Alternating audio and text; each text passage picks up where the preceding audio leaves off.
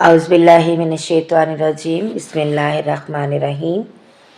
حضرت عائشہ رضی اللہ تعالیٰ عنہا نے فرمایا کہ ہم حج کے ارادے سے نکلے اور جب ہم مقام صرف میں پہنچے تو میں حائضہ ہو گئی اور اس رنج میں رونے لگی کہ رسول اللہ صلی اللہ علیہ وآلہ وسلم تشریف لائے۔ آپ صلی اللہ علیہ وآلہ وسلم نے پوچھا، تمہیں کیا ہو گیا؟ کیا حائضہ ہو گئی ہو؟ میں نے کہا ہاں۔ تو آپ صلی اللہ علیہ وآلہ وسلم نے فرمایا کہ یہ ایک ایسی چیز ہے جس کو اللہ تعالیٰ نے آدم کی بیٹیوں کے لیے لکھ دیا ہے، اس لیے تم بھی حج کے افعال پورے کر لو، البتہ بیت اللہ کا طواف نہ کرنا۔ حضرت عائشہ رضی اللہ تعالیٰ عنہا نے فرمایا کہ رسول کریم صلی اللہ علیہ وآلہ وسلم نے اپنی بیویوں کی طرف سے گائے کی قربانی کی۔ صرف ایک مقام مکہ سے 6-7 میل کے فاصلے پر ہے۔ صحیح بخاری حدیث نمبر 294۔ حضرت عائشہ رضی اللہ تعالیٰ عنہا نے فرمایا کہ میں رسول اللہ صلی اللہ علیہ وآلہ وسلم کے سر مبارک کو حائضہ ہونے کی حالت میں بھی کنگھا کیا کرتی تھی۔ صحیح بخاری حدیث نمبر 295۔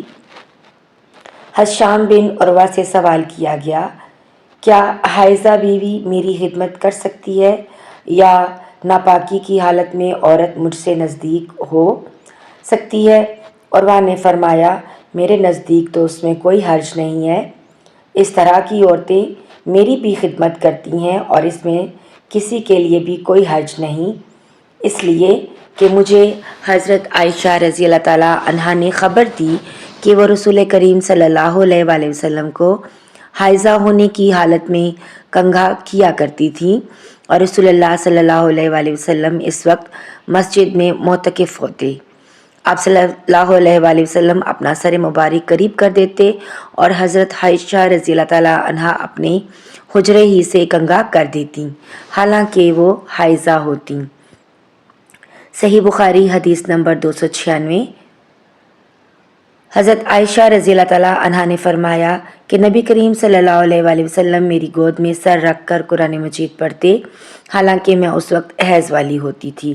صحیح بخاری حدیث نمبر 297۔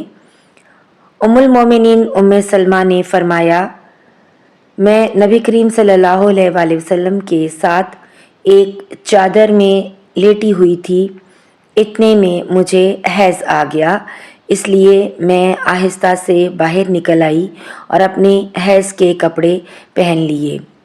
حضور صلی اللہ علیہ وآلہ وسلم نے پوچھا، کیا تمہیں نفاس آ گیا ہے؟ تو میں نے عرض کیا ہاں۔ پھر مجھے آپ صلی اللہ علیہ وآلہ وسلم نے بلا لیا اور میں چادر میں آپ کے ساتھ لیٹ گئی۔ صحیح بخاری حدیث نمبر 298۔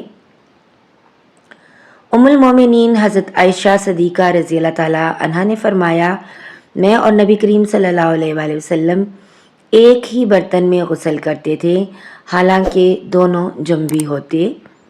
صحیح بخاری حدیث نمبر 299۔